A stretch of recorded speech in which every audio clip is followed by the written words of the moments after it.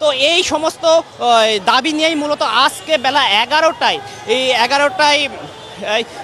এই তিন থেকে চারটা স্কুলের আসলে শিক্ষার্থীরা তারা আজকে রাস্তায় নেমেছে। এর মধ্যেও যেসব স্কুলের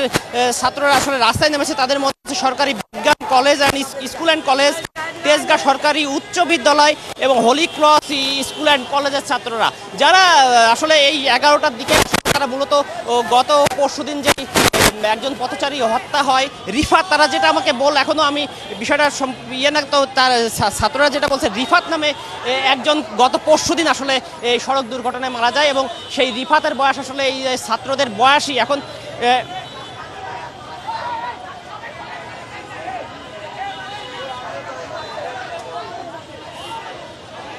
ওকে ওকে ওকে